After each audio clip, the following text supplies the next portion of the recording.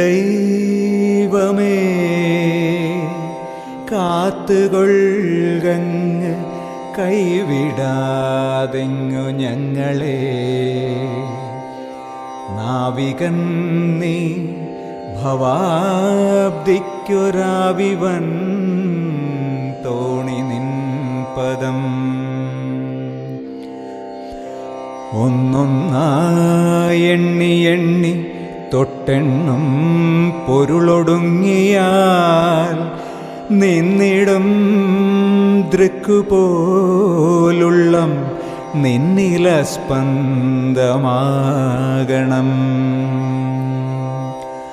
അന്നവസ്ത്രാദി മുട്ടാതെ തന്നു രക്ഷിച്ചു ഞങ്ങളെ.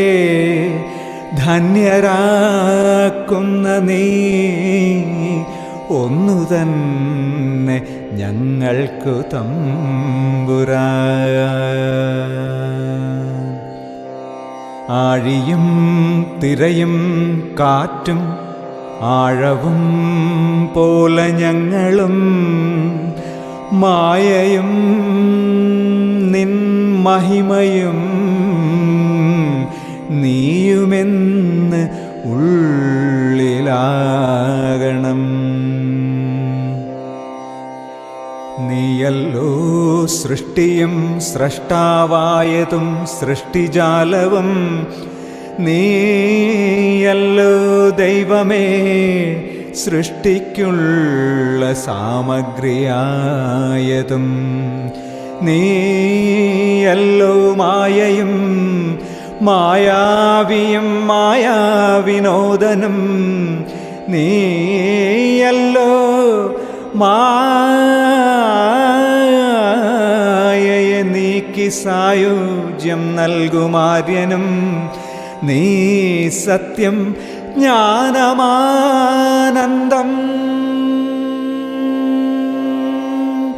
നീ സത്യം ജ്ഞാനം ആനന്ദം.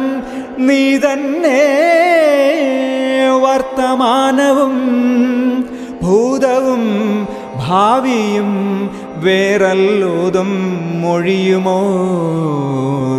നീ. അകവും പുറവും തിങ്ങും മഹിമാവാർന്ന നിൻ പദം പുകഴ്ത്തുന്നു ഞങ്ങളങ്ങ്. ഭഗവാനെ ജയിക്കുക ജയിക്കുക മഹാദേവ ദീനവനപരായണ. ജയിക്കുക ചിദാനന്ദ ദയാ സിന്ധു. ജയിക്കുക ആഴമേറും നിൻ മഹസാം ആഴിയിൽ ഞങ്ങളാകവേ. ആഴണം വാഴണം നിത്യം വാഴണം വാഴണം സുഖം.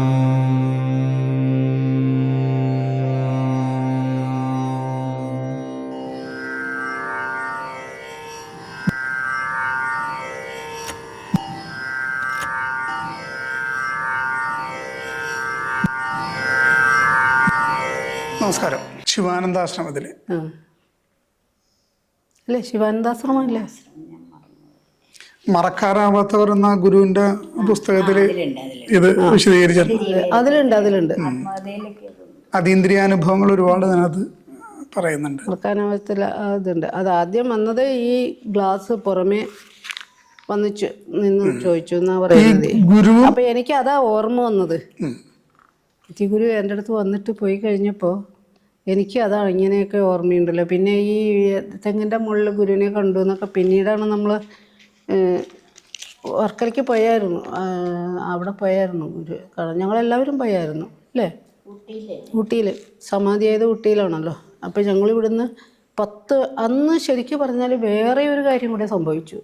അന്ന് എനിക്ക് എവിടെയോ ഒരു ക്ലാസ് വെച്ചിട്ടുണ്ട്. അപ്പോൾ രാവിലെ ഞാൻ എൻ്റെ അച്ഛനോട് പറഞ്ഞു അവിടെ പോകണമെങ്കിൽ രാവിലെ പോകണം, ഉച്ചയാകുമ്പോൾ പോകണം, വൈകുന്നേരമാണ് ക്ലാസ് 7 മണിക്ക്. ഇന്ന് എനിക്ക് പോകാൻ വയ്യല്ലോ, അച്ചാച്ചൻ പോകുമോ ക്ലാസ്സിന് എന്ന് ചോദിച്ചു. അച്ചാച്ചൻ എന്ന് പറഞ്ഞാൽ സ്വന്തം അച്ഛനെയാണ് കേട്ടോ. നിനക്ക് വയ്യെങ്കിൽ ആരെങ്കിലും പോകണ്ടേ, ഞാൻ പോകാം എന്ന് പറഞ്ഞു. അച്ഛനാണ് അന്ന് ക്ലാസ്സിന് പോയത്. അപ്പോൾ ക്ലാസ്സിന് പോയ ഇവിടുന്ന് പെരുമ്പാവൂരിൽ നിന്നൊരു ബസ്സുണ്ട്. ആ ബസ്സിന് പോകുമ്പോൾ ബസ് സ്റ്റോപ്പിൽ ആരെങ്കിലും കാണും, അവരാണ് കൊണ്ടുപോകുക. അപ്പോൾ തിരിച്ച് പറിച്ചാൽ അന്ന് ഫോണൊന്നും ആർക്കും അധികം ഇല്ല. അപ്പോൾ അവിടെ ചെന്നു. 99-ലല്ലേ അച്ഛൻ ക്ലാസ് എടുത്ത് ചെന്ന ഉടനെ തന്നെ അവിടുത്തെ ഒരു മോൻ, അവനിവിടെ കുറേ നാൾ നിന്ന് പഠിച്ചതാണ്, അവൻ ഓടിച്ചെന്ന് ഫോൺ ചെയ്യാൻ പറഞ്ഞു. വേറൊരു വീട്ടിലാണ്, ഞാനൊന്നും അമ്മയെ വിളിക്കട്ടെ എന്നും പറഞ്ഞു. അപ്പോൾ പറഞ്ഞു അവിടെ ഇപ്പോൾ ഒരു വിശേഷവും ഇല്ല, വേറൊരു വീട്ടിൽ ചെല്ലുമ്പോൾ അവരുടെ സാധനം ദുർവിനിയോഗം ചെയ്യാൻ പാടില്ല. ആവശ്യമുണ്ടെങ്കിൽ നമുക്ക് വിളിക്കാം, പക്ഷെ ആവശ്യമില്ല. ഞാൻ മംഗളപരിധിയിലെ എല്ലാ വിവരവും നിന്നോട് പറഞ്ഞില്ലേ, ഇനിയിപ്പോൾ ആവശ്യമില്ല, അതുകൊണ്ട് അത് ചെയ്യരുത് മോനെ. അങ്ങനെ വേറൊരിടത്ത് ചെല്ലുമ്പോൾ അവരുടെ സാധനം ചോദിക്കാതെയും പറയാതെയും ഒന്നും എടുത്ത് ഉപയോഗിക്കരുത് എന്ന് അവനോട് പറഞ്ഞു. അത് കഴിഞ്ഞ് അച്ഛൻ ക്ലാസ്സിന് പോയി. ഇവന് പിന്നെ എന്നെ വിളിക്കണം തോന്നി. ഇവൻ പുറകെ കൂടെ ഇറങ്ങി കാണാതെ വന്ന് എന്നെ വിളിച്ചു. ഇവിടെ വിളിച്ചപ്പോൾ ഗുരു സമാധിയായി എന്നറിഞ്ഞത് എങ്ങനെ അങ്ങോട്ട് അറിയിക്കുമെന്ന് വിചാരിച്ചിട്ടാണ് ഞങ്ങളിരിക്കുന്നത്. അപ്പോൾ പറഞ്ഞു, മോനെ അച്ചാച്ചനോട് പറയ്, നിത്യഗുരു സമാധിയായി എന്ന് പറയൂ, നിങ്ങൾ അവിടുന്ന് നിൻ്റെ അച്ഛനോട് പറ, എങ്ങനെയെങ്കിലും അച്ചാച്ചനെ വേഗം ഇവിടെ എത്തിക്കണം, ഞങ്ങളൊരു വണ്ടി ഏർപ്പാടാക്കിയിട്ടുണ്ട് പോകാനായിട്ട് എന്ന് പറഞ്ഞു. അപ്പം തന്നെ ഒരുപക്ഷെ ആദ്യമായിട്ട് അനുശോചനം രേഖപ്പെടുത്തിയത് അവിടെയായിരിക്കും, നിത്യഗുരുവിൻ്റെ. അപ്പോൾ അതൊക്കെ പറഞ്ഞു കഴിഞ്ഞ് അപ്പം തന്നെ അവർ 10 മണിയായപ്പോഴേക്കും ഇവിടെ കൊണ്ടുവന്ന് എത്തിച്ചു. ഞങ്ങളെല്ലാം റെഡിയായി നിൽക്കുകയായിരുന്നു. ഞങ്ങൾ ഒരു വലിയ വണ്ടി വിളിച്ചിട്ടുണ്ടായി, 10-20 പേർക്ക് പോകാവുന്ന വണ്ടി വിളിച്ചിട്ടുണ്ടായി. ഇവിടെയുള്ളവരും അടുത്തുള്ളവരും അപ്പുറത്തുള്ളവരും എല്ലാവരും കൂടി അങ്ങോട്ട് പോയി, ഊട്ടിക്ക് പോയി. 5 മണിയായി, വെളുപ്പിന് 5 മണിയായപ്പോൾ അവിടെ എത്തി. രാത്രി പോയിട്ട് വൈകുന്നേരം 5 മണിക്കായിരുന്നു ഗുരുവിൻ്റെ സമാധിയിരുത്തൽ ചടങ്ങുകളൊക്കെ. പിന്നെ അതെല്ലാം കഴിഞ്ഞിട്ട് ആ വണ്ടിക്ക് തന്നെ ഞങ്ങൾ തിരിച്ചു പോന്നു എല്ലാവരും. അതായിരുന്നു സമാധി. അങ്ങനെ എൻ്റെ ജനനം മുതൽ സമാധി വരെ ഗുരുവിൻ്റെ പാദത്തിൽ കൂടി ചരിച്ചുകൊണ്ട് ജീവിക്കാൻ കഴിഞ്ഞു എന്നുള്ളതാണ് ഏറ്റവും വലിയ. ഇപ്പോഴും അങ്ങനെ തന്നെയാണ്. ഈ ഗുരുവും ശിഷ്യനും തമ്മിലുള്ള ഏറ്റവും വലിയ ബന്ധത്തിലെ പ്രതിസന്ധി വരുന്നത് ഈ ശരീരം കൊണ്ട് ഒരാൾ മറയുമ്പോഴാണ്, അല്ലെങ്കിൽ പ്രപഞ്ച വസ്തുവിലേക്ക് ലയിക്കുമ്പോഴാണ്. അവിടം തൊട്ട് നമുക്ക് ഗുരുവിനെ ശരീരം കൊണ്ട് കാണാൻ കഴിയില്ല. അപ്പൊ എങ്ങനെയാണ് ഒരു ശിഷ്യൻ അതിനെ അതിജീവിക്കണത്? അല്ല, നമ്മൾ എപ്പോഴും ഗുരുവിൻ്റെ കൂടെ തന്നെ ആണല്ലോ, വേറിട്ടില്ലല്ലോ. അപ്പോൾ സമാധിയായപ്പോഴും നമുക്ക് സമാധിയായി ഗുരുവിനെ ഇനി കാണില്ല എന്നൊരു ചിന്തയൊന്നും നമുക്ക് വരുന്നില്ല. ഗുരു എപ്പോഴും നമ്മുടെ കൂടെ തന്നെ ഉണ്ടെന്നേ നമുക്ക് വരുള്ളൂ. അപ്പോൾ അതുകൊണ്ട് അവിടെ ഗുരുവിൻ്റെ ഇതൊക്കെ ഇരുത്തിയപ്പോൾ അവിടെ ഇരുന്ന് എല്ലാവരുടെയും കൂടെ പ്രാർത്ഥിച്ചുകൊണ്ടേയിരുന്നു. ശരീരത്തിന്റെ പരിമിതി വിട്ട് എല്ലായിടത്തേക്കും എത്തി ഗുരു എന്നുള്ള അനുഭവം. അതെ, ഗുരു അതുകൊണ്ടാണല്ലോ എനിക്കിവിടെ കാണാൻ കഴിഞ്ഞത് ആ സമയത്ത്. അപ്പം നമുക്ക് സങ്കടം വരാൻ ന്യായമൊന്നുമില്ലല്ലോ വേറെ. ഗുരു നമ്മുടെ കൂടെ എപ്പോഴും ഉണ്ടല്ലോ.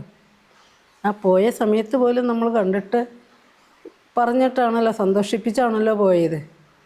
അതാ സമാധിയായി എന്ന് പറഞ്ഞ് കഴിഞ്ഞ സമയമാണ് ഇവിടെ എത്തിയത്. 5:30 ഗുരുവിന്റെ വഴി ഒരു സാക്ഷാത്കാരത്തിന്റെ വഴിയായിരുന്നോ? ഗുരുവിന്റെ വഴി ഒരു സാക്ഷാത്കാരത്തിന്റെ വഴിയായിരുന്നോ? എന്ത് വഴി? സാക്ഷാത്കാരം. തീർച്ചയായിട്ടും ഗുരുവിനെ അറിയാമായിരുന്നു. ആ സമയത്തും അറിയാമായിരുന്നു. അവിടെയുള്ള പലരെയും ഗുരുവിൻ്റെ അടുത്തുനിന്ന് മാറ്റി. ഗുരുവിൻ്റെ ശിഷ്യനുണ്ട് ഡോക്ടർ തമ്പാൻ, ഇപ്പോഴത്തെ തന്മയസ്വാമി.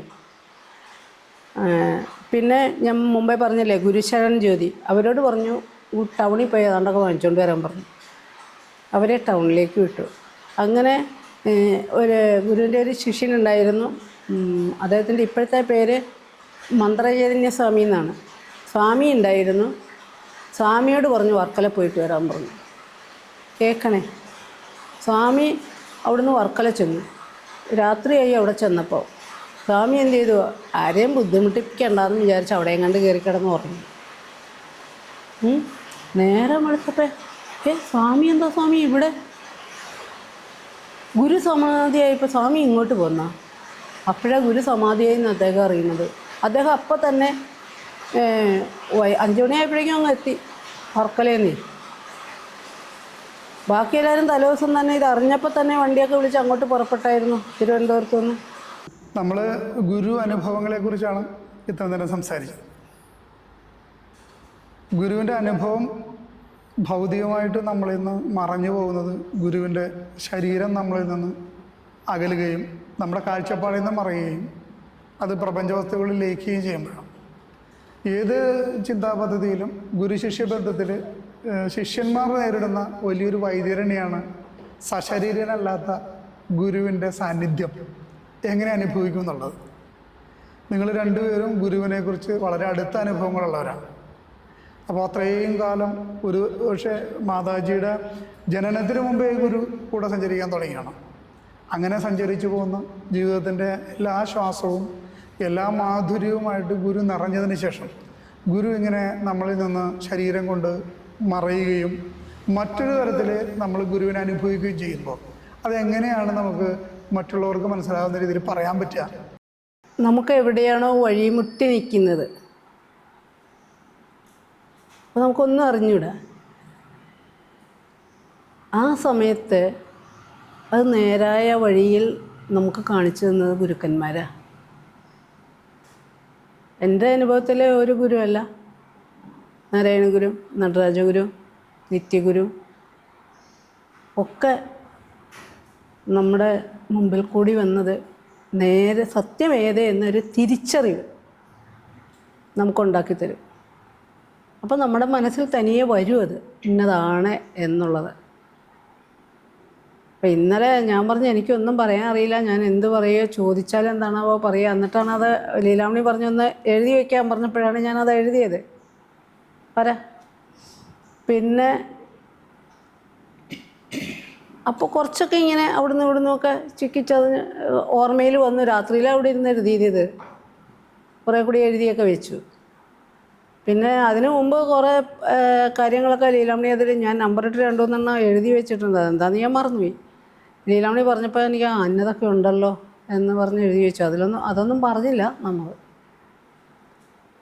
ആ സാന്നിധ്യം പറഞ്ഞ് അറിയിക്കാൻ പറ്റില്ല. അത് നമ്മളിൽ വന്ന് ഭവിക്കുകയാണ്. നമ്മളൊന്നും ചോദിക്കുകയോ പറയുകയോ ഒന്നും വേണ്ട, പക്ഷെ അത് വന്നുകൊണ്ടിരിക്കുന്നു അന്നും ഇന്നും. ഒരു ശരീരനായിരിക്കുമ്പോഴും സമാധിയായി കഴിഞ്ഞിട്ടും നമുക്കത് അനുഭവത്തിൽ കൂടി വരും. അതെങ്ങനെയാണ് വരുന്നതെന്ന് പറയാൻ നമുക്കറിയില്ല. എവിടെയാണോ ആവശ്യം വരുന്നത് അപ്പോൾ അവിടെ നമ്മുടെ മുമ്പിൽ സ്ഫരിച്ചു വരും. അത് നമ്മൾ പറയുന്നു, അത്രേ ഉള്ളൂ. അതിന് പറയാൻ വേറെ ഒന്നുമില്ല. ഗുരു സാന്നിധ്യമാവും അല്ലേ? ഗുരുവിനെ തത്വമായിട്ട് കാണുമ്പോൾ പിന്നെ ഗുരുവിനെ നമ്മൾക്ക് 2 തരത്തിൽ ഗുരു ജീവിച്ചിരിക്കുക അല്ലെ ശരീരനായിരിക്കുമ്പോൾ 2 തരത്തിലുള്ള സമീപനം ഉണ്ടാവാം ആളുകൾക്ക്. ഒന്ന് വിചാരത്തിൻ്റെ തലവും ഒന്ന് വൈകാരികവും വൈചാരികവുമായ തലത്തിൽ ഗുരുവിനെ സമീപിക്കാം. അപ്പോൾ ഗുരോരധികം തത്വം ന ഗുരോരധികം തപഃ തത്വജ്ഞാനാത്പരം നാസ്തി തസ്മൈ ശ്രീ ഗുരവേ നമഃ എന്നുള്ള ഒരാ തത്വമാകുമ്പോൾ ശരീരം ഒരു പ്രശ്നമേ അല്ല. എങ്കിലും സാധാരണ മനുഷ്യരായിരിക്കുമ്പോൾ ആ സാന്നിധ്യത്തിൽ നമ്മൾക്ക് ആദ്യം പറഞ്ഞ പോലെ വൈകാരികമായ ഒരു അടുപ്പം കൊണ്ട് നമ്മളെ വിചാരതലത്തിലേക്ക് ഉയർത്തിക്കൊണ്ടുവരുന്ന ആളാണ് ഗുരു എന്നാണ് എൻ്റെ അഭിപ്രായം. അവിടെ ശരീരം നഷ്ടപ്പെട്ടാലും ഗുരു തരേണ്ടതെല്ലാം നമുക്ക് തന്നിട്ടുണ്ട്.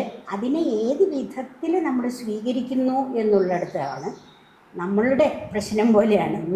ഗുരു പോയപ്പോൾ എല്ലാം പോയി എന്ന് പറയുന്നത് ഗുരുവിൻ്റെ വൈകാരിക തലത്തിൽ പറയാൻ പറ്റുള്ളൂ. ആ വിചാരധാര എന്നും എപ്പോഴും അന്നും ഇന്നും എന്നും നിലനിൽക്കുന്ന ഒരൊറ്റ തത്വം ആദ്യ ഗുരു തുടങ്ങി ഇപ്പോഴും വരുന്നതും എന്നാണ് എനിക്ക് തോന്നുന്നത്. അത് ഒരു നഷ്ടമേ ഇല്ല. ഗുരു ഒരിക്കലും നഷ്ടപ്പെടുന്നേ ഇല്ല. ഗുരു എന്നും ഉള്ളതാണ് എന്നുള്ളൊരു തലമാണ്.